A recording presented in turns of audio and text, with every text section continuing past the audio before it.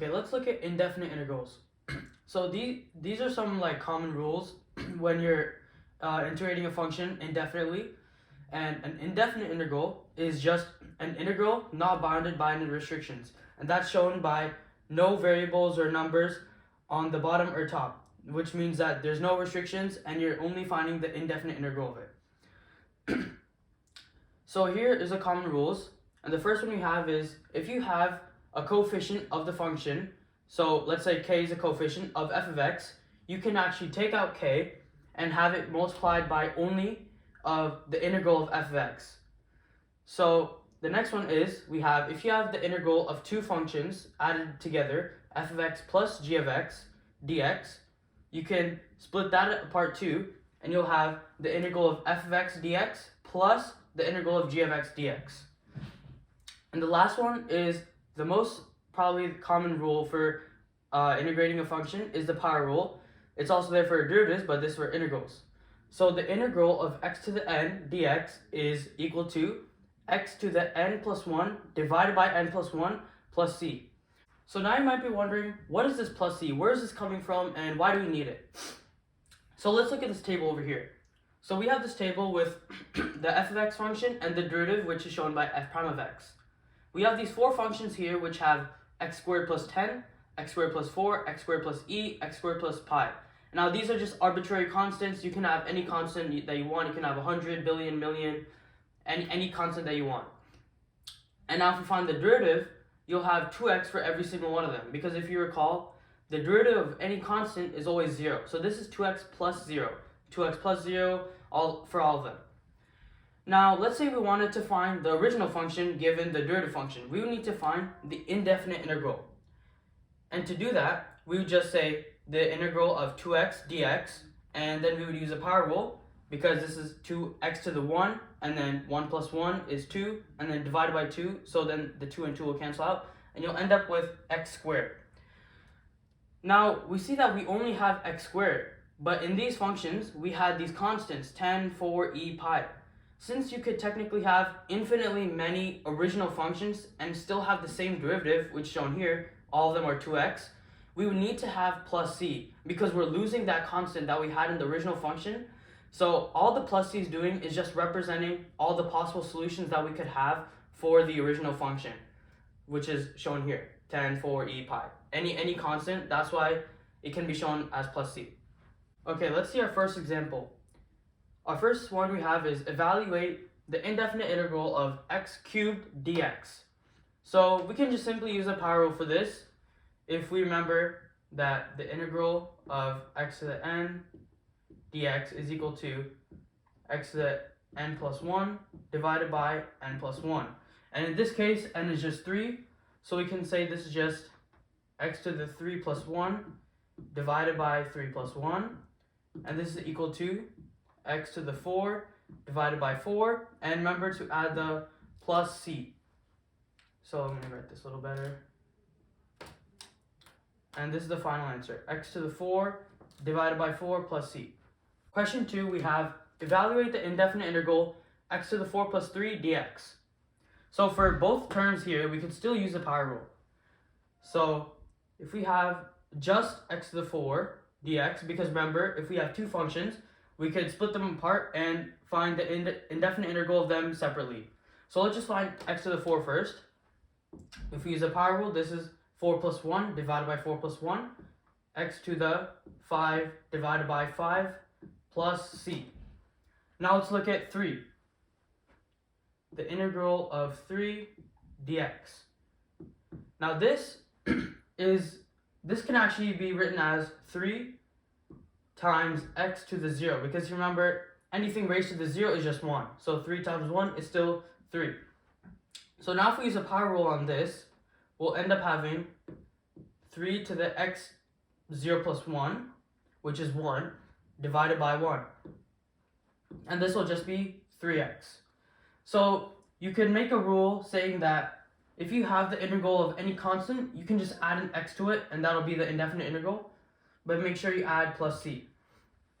So the final answer, if we just combine both of these, is just x to the 5 divided by 5 plus 3x plus c. And also, if you have these two, when you're adding them, make sure you don't add the c's, because technically it is a variable, but you only want to have just a plus c at the end. You're not going to manipulate plus c ever. Like, you're not going to have c divided by 4, 2c, c cubed, c squared, anything. It's only going to be plus c. When you have your final answer, it's only going to be plus c. Question 3, we have evaluate the indefinite integral x to the 4 minus x squared minus x plus 2 dx. So even if we have a massive polynomial like this, we can still split this apart normally. So if we have, let's just rewrite the problem.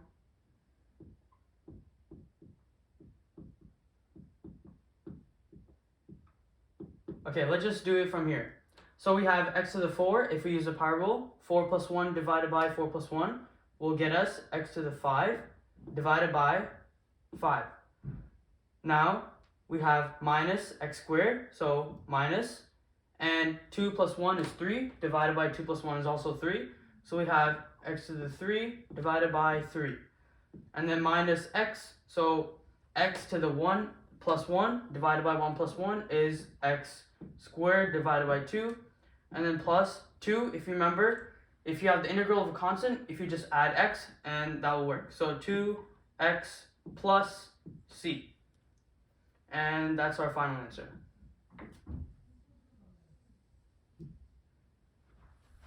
Question 4, we have evaluate the indefinite integral of x square root x minus 2 divided by x squared.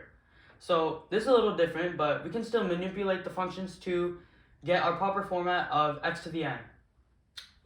So let's just take this function, x square root x minus 2 divided by x squared. Now how can we write this so we have x to the n? So if we use our exponent rules, we can rewrite this first one to be x to the 2 divided by 2, which is just x to the 1, multiplied by x square root. If you remember, this is also the same as x to the 1 over 2. And this is minus 2 divided by x squared. We can rewrite it as a negative exponent. So we can have 2x to the negative 2. Now let's add these two functions over here. So we have x to the, if you remember exponent rules, 2 over 2 plus 1 over 2 because they're exponents. So this is 3 over 2 minus 2x to the negative 2. Now this is a lot easier to integrate.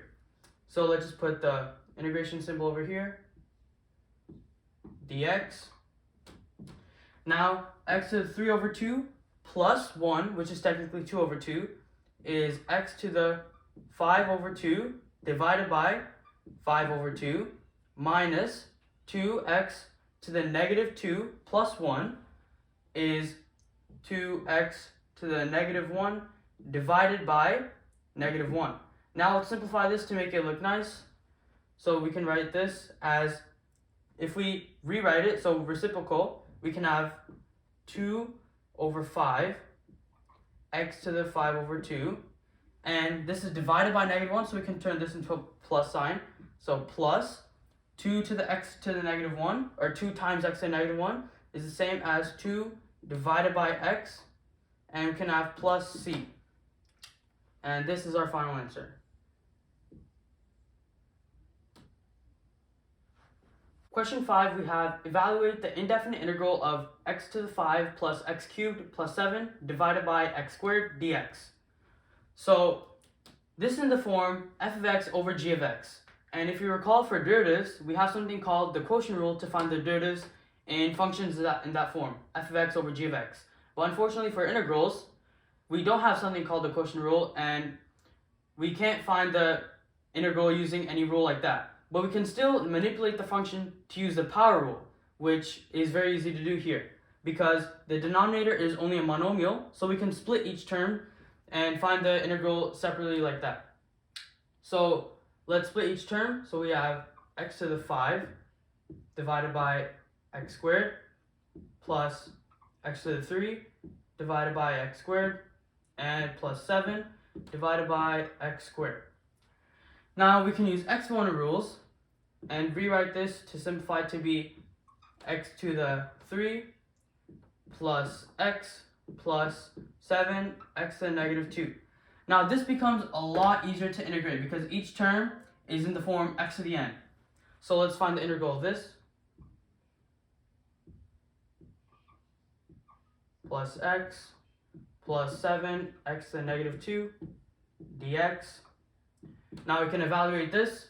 X to the 3 will become x to the 4 divided by 4 plus x squared divided by 2 and 7x to the negative 2.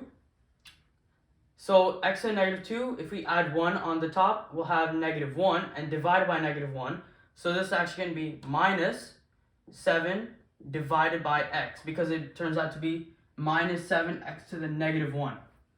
And then we have to add plus c, and this is our final answer.